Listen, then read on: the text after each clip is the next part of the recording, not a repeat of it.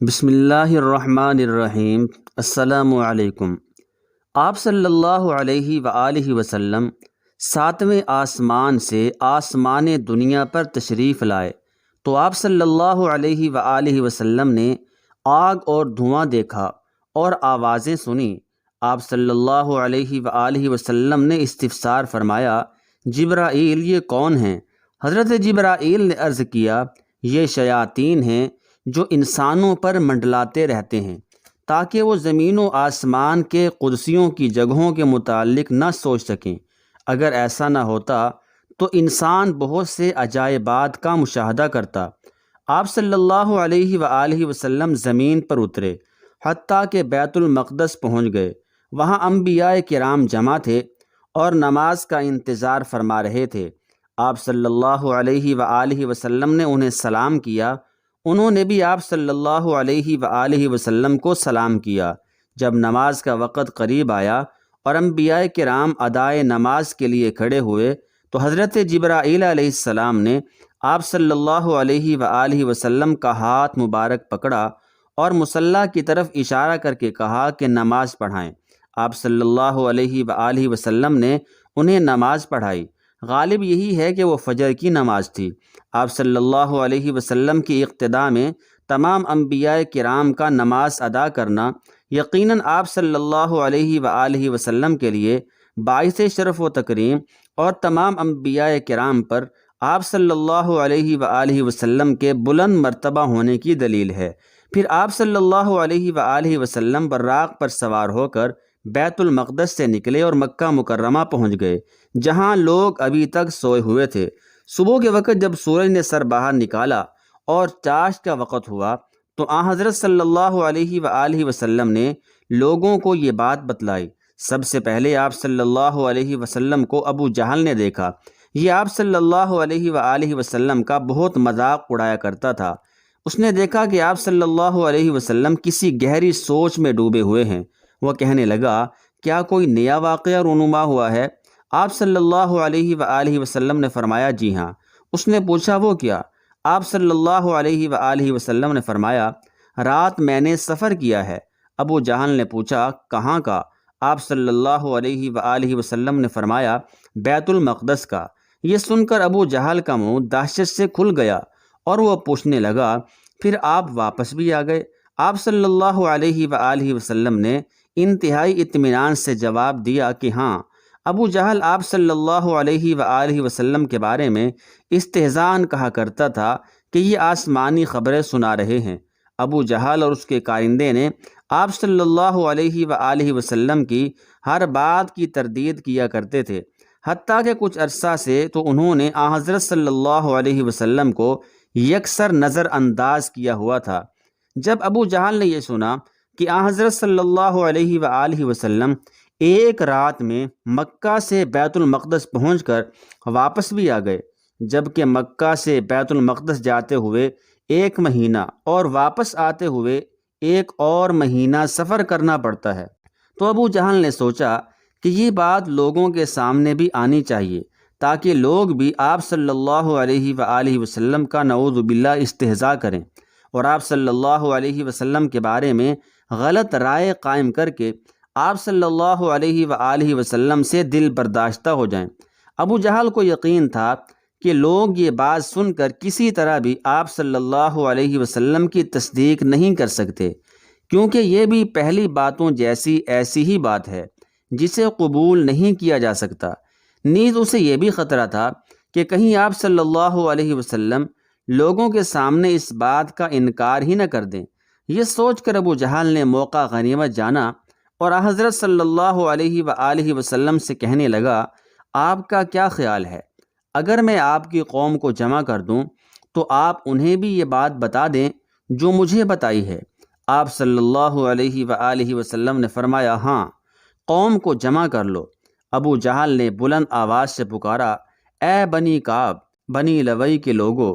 جب لوگ آ گئے تو ابو جہل آپ صلی اللہ علیہ وسلم سے کہنے لگا، جو کچھ آپ نے مجھے بتایا ہے انہیں بھی بتا دیں۔ آپ صلی اللہ علیہ وآلہ وسلم نے لوگوں سے مخاطب ہو کر کہا، میں نے رات سفر کیا ہے۔ لوگوں نے پوچھا، کہاں کا؟ آپ صلی اللہ علیہ وسلم نے فرمایا بیت المقدس کا۔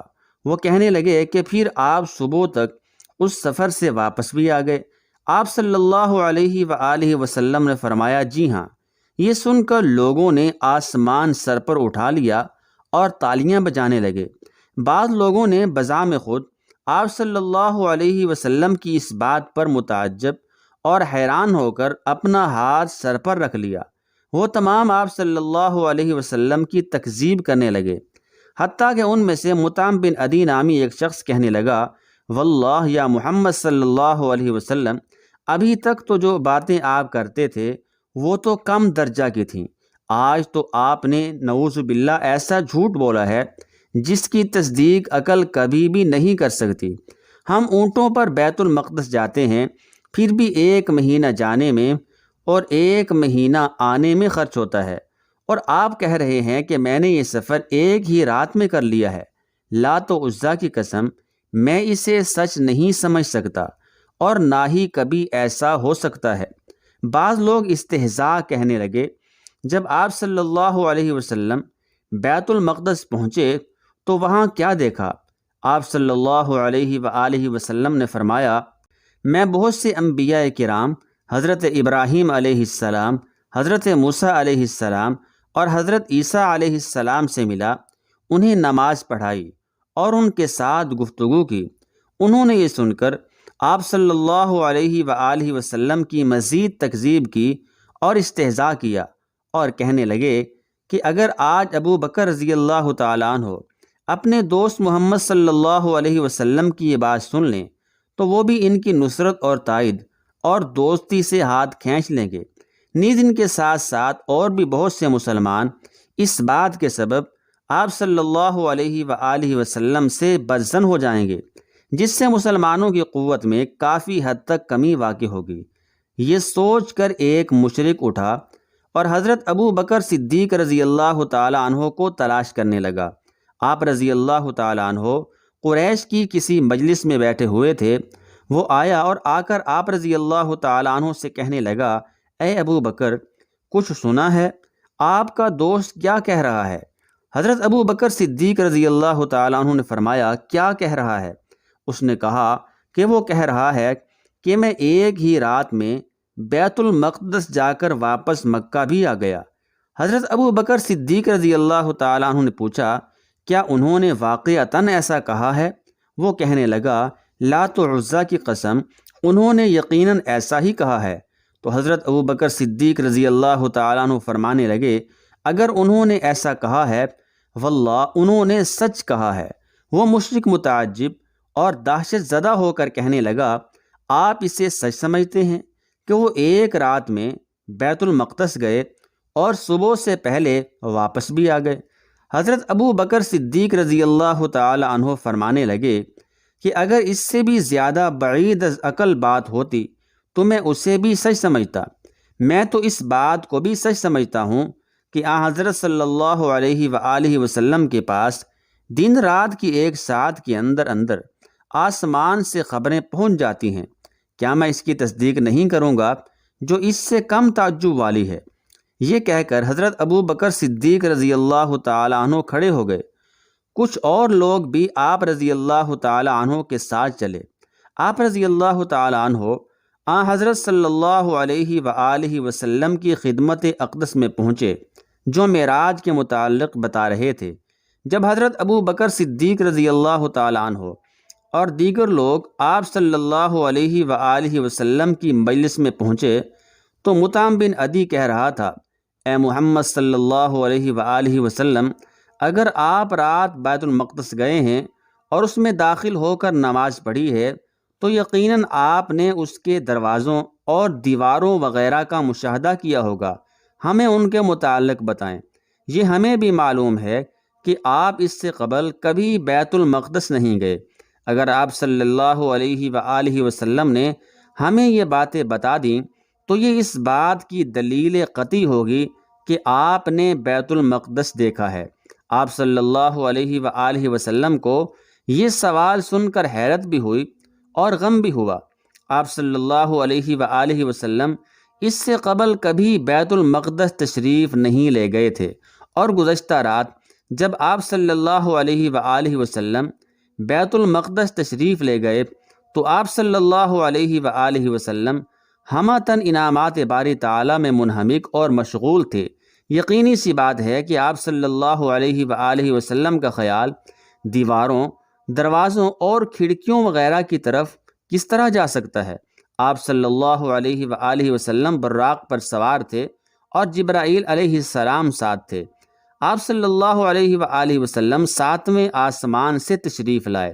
اتنے بڑے بڑے معجزات کا خیال چھوڑ کر یہ کس طرح ممکن تھا کہ آپ صلی اللہ علیہ وآلہ وسلم فن تعمیر کی طرف متوجہ ہو جاتے؟ اور بالخصوص رات کے وقت آپ صلی اللہ علیہ وآلہ وسلم نے کچھ دیر توقف کیا تو مطعم بن عدی اور دیگر کفار نے سمجھا کہ شاید آپ صلی اللہ علیہ وسلم دروازوں اور دیواروں وغیرہ کو بیان کرنے سے عاجز آ گئے ہیں، تو وہ بہت خوش ہوئے اور مزید استہزاء پر کمر بستہ ہو گئے اور حضرت صلی اللہ علیہ وسلم پر کیچڑ اچھالنے لگے۔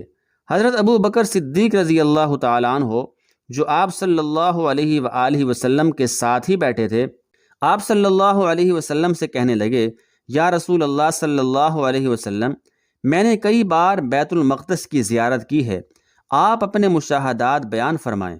حضرت ابو بکر صدیق رضی اللہ تعالیٰ عنہ یہ چاہتے تھے کہ حضرت صلی اللہ علیہ وسلم یہ چیزیں بیان فرما دیں تاکہ کفار کے منہ بند ہو جائیں۔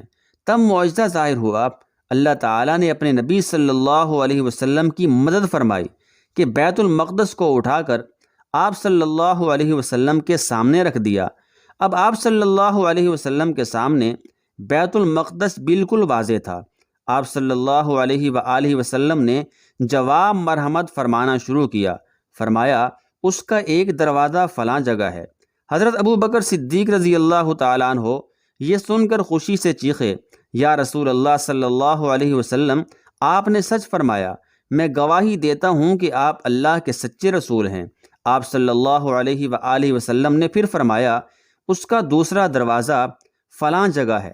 حضرت ابو بکر صدیق رضی اللہ تعالیٰ عنہ پھر چیخے، یا رسول اللہ صلی اللہ علیہ وسلم، آپ نے سچ فرمایا، میں گواہی دیتا ہوں کہ آپ اللہ کے سچے رسول ہیں۔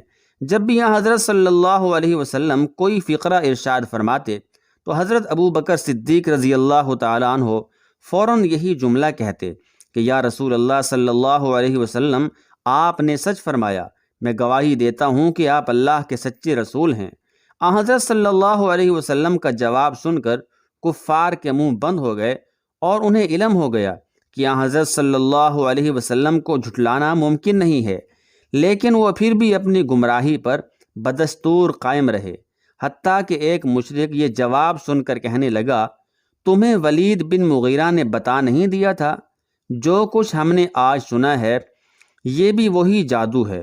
ایک آدمی نے بات تبدیل کرتے ہوئے کہا، اے محمد صلی اللہ علیہ وسلم، اگر آپ رات واقعی بیت المقدس گئے ہیں تو ہمارے قافلے کے متعلق آپ بتا سکتے ہیں جو تجارت کی غرض سے شام گیا ہوا ہے۔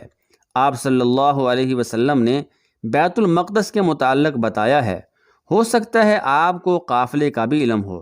حضرت صلی اللہ علیہ وآلہ وسلم نے بتایا کہ میں فلاں وادی میں اس قافلے کے قریب سے گزرا تھا، وہ قافلہ شام جا رہا تھا۔ انہوں نے براق کو دیکھا تو خوف زدہ ہو کر چلانے لگے اور ان کے اونٹ ادھر ادھر بھاگنے لگے اور ان کا ایک اونٹ فلاں جگہ بھاگ گیا۔ جب قافلہ واپس آیا تو کفار نے انہیں حضرت صلی اللہ علیہ وسلم کی بات بتائی تو انہوں نے اس بات کی تصدیق کی۔ ایک اور آدمی حضرت صلی اللہ علیہ وآلہ وسلم سے کہنے لگا، ہمارا ایک اور قافلہ شام گیا ہوا ہے، ہمیں بتائیں کہ وہ کس جگہ ہے۔ آپ صلی اللہ علیہ وآلہ وسلم نے فرمایا، میں فلاں جگہ سے آ رہا تھا، جب میرا گزر اس قافلے پر ہوا، دیکھا کہ ایک قافلے میں ایک اونٹ ہے جس پر 2 بورے لدے ہوئے ہیں، ایک بورا کالے رنگ کا ہے اور ایک سفید رنگ کا۔ جب میں ان کے قریب پہنچا تو قافلے کے اونٹ براق کو دیکھ کر ڈرے۔ جب وہ قافلے والے مکہ واپس پہنچے تو انہوں نے بھی حضرت صلی اللہ علیہ وآلہ وسلم کے اس فرمان کی تصدیق کی، لیکن ان تمام باتوں کے باوجود کافروں کی یہی رٹ تھی کہ یہ جادو ہے۔ ایک اور مشرک کہنے لگا، ہمارا فلاں قافلہ بتائیں کہ کہاں ہے اور وہ ہم تک کب پہنچے گا؟ آپ صلی اللہ علیہ وآلہ وسلم نے فرمایا، یہ قافلہ فلاں دن آئے گا۔ اس قافلے کے آگے آگے ایک سامان لدا ہوا اونٹ ہوگا جس پر سرخ رنگ کی اون کا ستر پوش ہوگا اور اس پر 2 بورے لدے ہوئے ہوں گے۔ جب قافلے کی واپسی کا دن آیا تو قریش باہر نکل کر قافلے کا انتظار کرنے لگے کہ دیکھتے ہیں حضرت صلی اللہ علیہ وآلہ وسلم کی بات سچ تھی یا جھوٹ۔ یہاں تک کہ جب دن ختم ہونے اور سورج ڈوبنے لگا تو ایک کافر مسلمانوں کا مذاق اڑاتے ہوئے بولا، دن تو ختم ہو گیا لیکن قافلہ ابھی تک نہیں پہنچا۔ اس کا مطلب ہے محمد صلی اللہ علیہ وآلہ وسلم کا جادو باطل ہو گیا۔ اس کا یہ جملہ مکمل بھی نہیں ہوا تھا کہ ایک مسلمان بولا، اللہ اکبر، وہ قافلہ نظر آ رہا ہے اور اس کے آگے آگے سامان لدا ہوا ایک اونٹ تھا جس پر سرخ اون کا ستر پڑا ہوا تھا اور اس پر 2 بورے بھی لدے ہوئے تھے، جیسا کہ حضرت صلی اللہ علیہ وآلہ وسلم نے ارشاد فرمایا تھا۔